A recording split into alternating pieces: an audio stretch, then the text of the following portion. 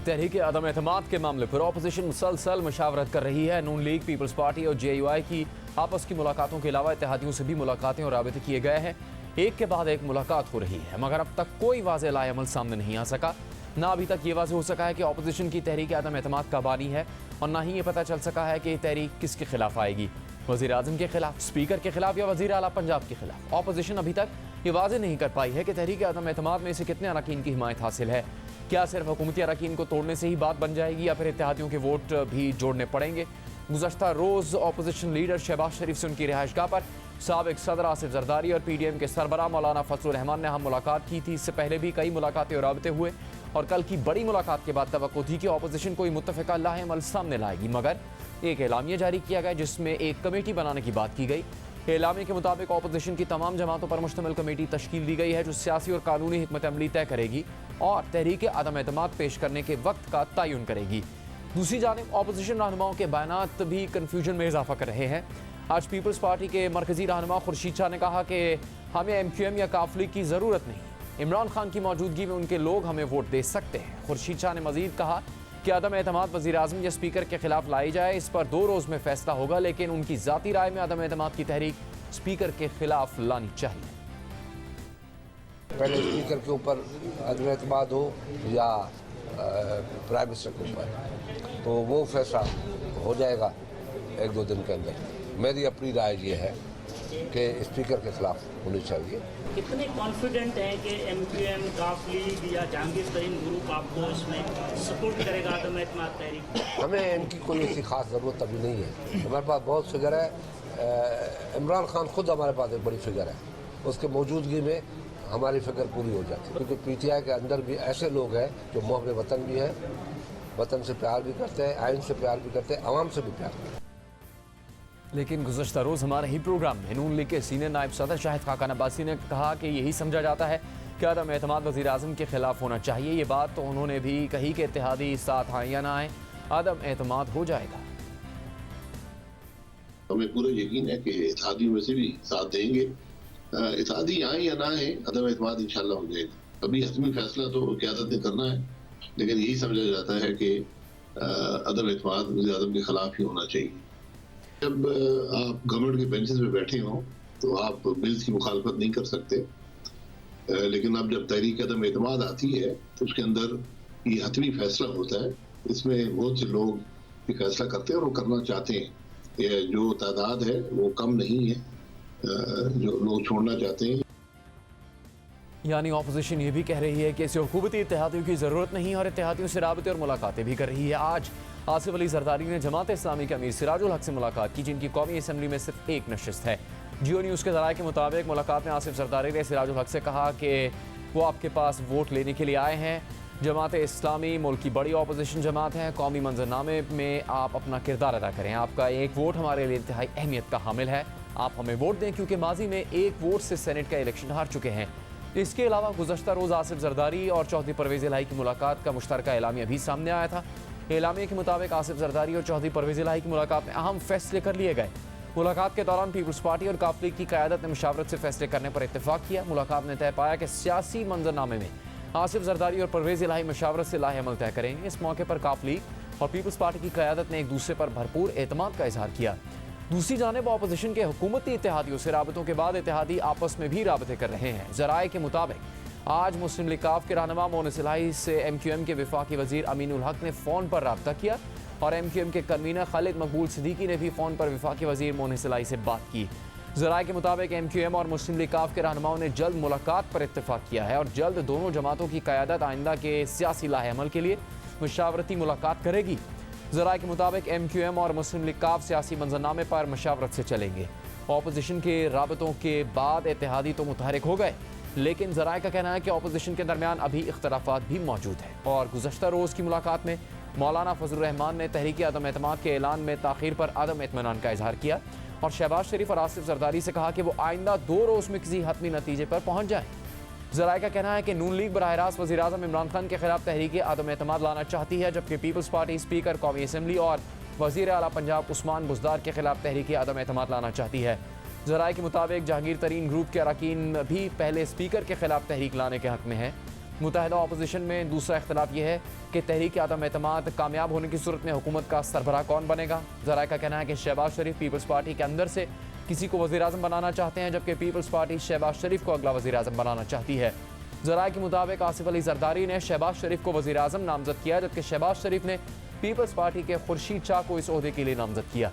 इसके अलावा ज़राए का कहना है कि नून लीग वज़ीर आला पंजाब के लिए परवेज़ इलाही के नाम पर राज़ी नहीं है। ये तजवीज़ नवाज शरीफ के सामने रखी जाएगी और इस हवाले से वही फैसला करेंगे।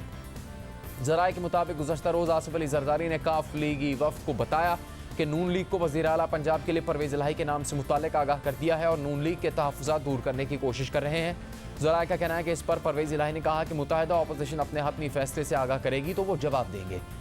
इस सारी सूरत हाल में एक तरफ तो हुकूमत ये कह रही है कि इसे कोई घबराहट नहीं है, लेकिन दूसरी तरफ सियासी राब्ते भी कर रही है। जियो न्यूज़ के ज़राए के मुताबिक वफाकी काबीना की अहम शख्सियात भी हुकूमत के दिफा के लिए मुतहरिक हो गई हैं और 2 वफाकी वज़रा को जहांगीर तरीन ग्रुप को मनाने का टास्क सौंप दिया गया है। जहांगीर तरीन ग्रुप के गिले शिकवे दूर करने की कोशिशें की जा रही हैं और हुकूमती ज़राए का दावा है कि तरीन ग्रुप के कई अरकान वफाकी वज़रा से राबते में हैं। इसके अलावा स्पीकर कौमी असम्बली असद कैसर ने भी आज काफ लीग से ताल्लुक़ रखने वाले वफाकी वज़ीर मोनिस इलाही से रब्ता किया।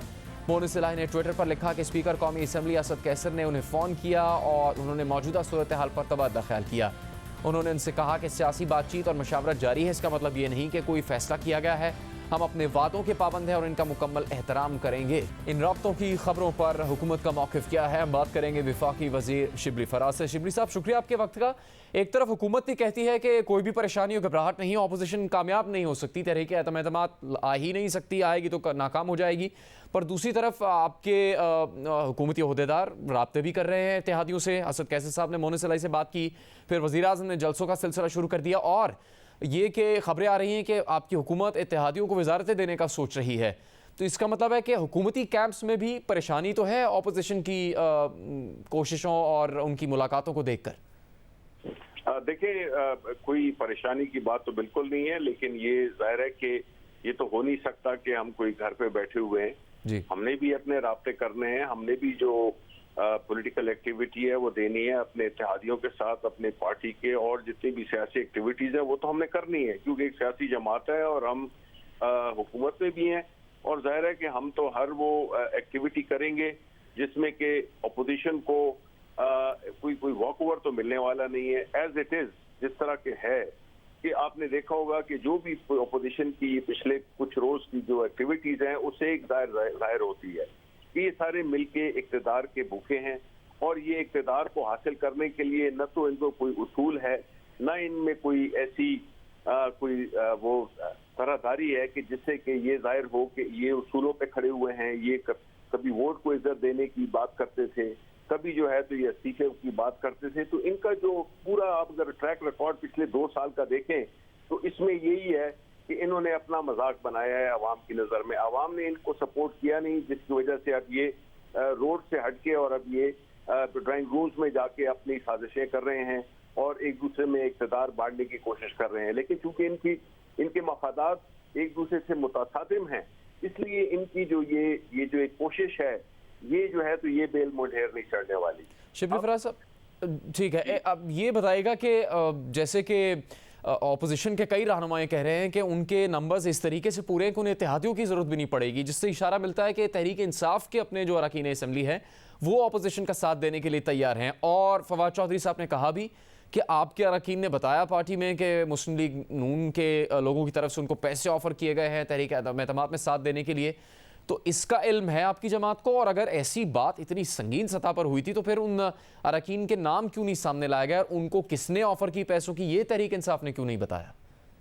देखिए जी, वक्त आने पर सब पता चल जाएगा। इस वक्त जो सिचुएशन है वो ये है कि जहां तक इत्तेहादी हैं वो हुकूमत के साथ खड़े हुए हैं, और जहां तक कि हमारे अपने मेंबरान का ताल्लुक है तो मुझे ये बताएं कि कोई बहुत ज्यादा अरसा नहीं हुआ सेनेट जिसमें कि अपोजिशन की मेजॉरिटी है, लेकिन उनके लोग उनके साथ नहीं आए और वो उनको बुरी तरह से शिकस्त हुई।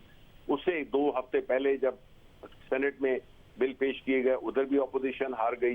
तो जब इनकी उस हाउस में जहाँ पे की मेजॉरिटी है उसमें इनको शिकस्त हुई है, इनके अपने लोग इनको सपोर्ट नहीं किया, तो नेशनल असेंबली जहाँ पे कि हमारी मेजॉरिटी है वहां पे ये कैसे करेंगे? तो ये सिर्फ ब्लफ कर रहे हैं और इनका कोई मकसद नहीं है, ये अपने आप को मजीद एक्सपोज कर रहे हैं। मेरा ख्याल ये है कि अपोजिशन की सियासत अब मुकम्मल तौर पे दफन होने वाली है और उसका एहतमाम ये खुद ही कर रहे हैं। ये जो जिस तरह की वो होती है, अपने आप को ये उस अर्थी पे लिटाएंगे और ये अपने आप को खुद ही आग लगाएंगे। इनका मुस्तकबिल दफन होने वाला है, इनकी सियासत का, इनकी जो दोगली सियासत है, इनकी जो एक मुनाफिकाना सियासत है और जो इनकी एक प्योरली जाती मफादात की सियासत। आप मुझे बताएं कि इनमें पूरे खेल में इन्होंने अवाम के लिए क्या कोई प्लान रखा है? इन्होंने कोई महंगाई का तोड़ इन्होंने अवाम को कोई मुतबादिल दिया है? ये सिर्फ पॉलिटिकल अनसर्टेनिटी क्रिएट करते हैं सिर्फ अपने जाती मफादात के लिए, क्योंकि इनके केसेस का फैसला जो करीब आ रहा है तो ये ज्यादा डेस्परेट होते जा रहे हैं। शिबली साहब ये बताएगा कि आप तहरीक इंसाफ ने जहांगीर तरीन से राबतों का टास्क दिया है, उसकी वजह क्या है? अब ही क्यों जहांगीर तरीन से मुलाकात, राब्ता और उनसे बातचीत का टास्क दिया गया है? क्योंकि देखें, जहांगीर तरीन जो भी है वो हमारी पार्टी में है और हमारा वो राब्ता सियासी किसी से भी करना तो कोई बुरी बात नहीं है। हम तो एक ऐसी वो कर रहे हैं, एक्टिविटी कर रहे हैं जो कि हमें अपनी पार्टी के जो जलसे हैं हमारे, हम बिल्कुल मुताबिक हैं। हमारे लोकल बॉडीज के इलेक्शंस आ रहे हैं, हम खैबर पख्तूनख्वा में जो दूसरे हिस्सा है उसका इलेक्शंस होने वाले हैं, पंजाब में होने वाले हैं, सिंध में। हम तो अपने लोकल बॉडीज की तैयारी कर रहे हैं और हमने अपने रास्ते तेज कर दिए हैं। तो ऐसा होगा शिबली साहब के वजीर आजम की वतन वापसी पर वो भी इत्तेहादियों से मुलाकातें करेंगे और उनकी भी जहांगीर तरीन साहब से मुलाकात हो सकती है? जहाँ तक मुलाकातों का ताल्लुक है, I am sure prime minister साहब एक सियासी शख्सियत हैं और उस सियासी प्रोसेस के जरिए वो इक़्तिदार में आए हैं। बिल्कुल वो मिलेंगे, वो अपनी जो पॉलिटिकल एक्टिविटीज को मजीद ऊपर ले जाएंगे। हम जलसे भी करेंगे, हम आवाम के पास जाएंगे। हम अपोजिशन की तरह नहीं है कि जो है तो एक वो उनकी तरह अपने एक कमरे में बैठ के और साजिशें करना और अपने इक़्तिदार में एक वो उनके जो एक वो शेखचिली बने हुए हैं जिसमें कोई इक़्तिदार एक दूसरे को बांटने, पोजीशंस बांट रहे हैं। अवाम जो है तो ये इस किस्म के नाटक से उनके वाकिफ है। अवाम को आप जो है तो वो नहीं कर सकते हैं। उनको पता है कि इस वक्त महंगाई है, इसमें कोई शक नहीं है, ये एक आलमी वबा है। लेकिन ठीक है शिबली साहब, जरा आपसे खास तौर पे पूछना चाह रहा हूँ, शेख रशीद साहब ने मशवरा दिया था वज़ीर आज़म इमरान खान को जहांगीर तरीन साहब से रब्ता करें, मुलाकात करें, तो आप दीगर पार्टी के लोगों ने भी तजवीज़ दी है इमरान खान साहब को कि वो जहांगीर तरीन साहब से मुलाकात करें? देखिए, मुलाकात वो क्यों नहीं करें, वो उनको करनी चाहिए और वो करेंगे। वो हर एक पॉलिटिकल लोग जो कि हमारे उसमें पार्टी में हैं, जो हमारी पार्टी के साथ वाबस्ता हैं डायरेक्टली और इनडायरेक्टली, बिल्कुल उनसे मुलाकातें करेंगे। हम ये तो नहीं है कि हम घर में बैठे होंगे और हम कोई भी नहीं करेंगे पॉलिटिकल एक्टिविटी और हम देखते रहेंगे ये तमाशा, जो कि एक्चुअली एक तमाशा है। शिबली फराज साहब, आपने सेनेट का जिक्र किया कि ऑपोजिशन वहाँ कुछ हासिल नहीं कर पाई, लेकिन फिर जो हफीज़ शेख साहब और यूसुफ रज़ा गिलानी की नशिस्त के मामले में हुआ था उसको भी नज़रअंदाज नहीं किया जा सकता। ऑपोजिशन के उम्मीदवार वहाँ जीत गए, आपके हिमायत याफ्ता उम्मीदवार हार गए, तो इसका मतलब है नामुमकिन नहीं है ऑपोजिशन अगर कुछ करना चाहे तो। ये खतरा, ये खदशा है आपकी जमात को? देखें, हमें खदशा तो नहीं है, लेकिन हम ये तो नहीं कर सकते हैं कि हम घर में बैठे हों और जो ये अपोजिशन जो एक नाटक वो रचा रही है हम उसको जो है तो सिर्फ टीवी की स्क्रीनों में देखें। हम तो भाई प्रैक्टिकल फील्ड के लोग हैं और खान साहब तो हमेशा मैदान के खिलाड़ी रहे हैं और अभी हम मैदान में निकले हैं। अभी हम बताएंगे इनको, हम इनको घर तक छोड़ के आएंगे। ये कोई ऐसी बात नहीं है कि ये अपनी जो है इस महंगाई की आड़ में ये अपने जाती केसेस को, जाती एजेंडा को आगे करने के लिए ये साज़बाज़ करें और ड्राइंग रूमों में मिलकर करें। हम तो मैदानों में लड़ने वाले लोग हैं और हम मैदान में लड़ेंगे। ठीक, बहुत बहुत शुक्रिया आपका शिबली फराज साहब।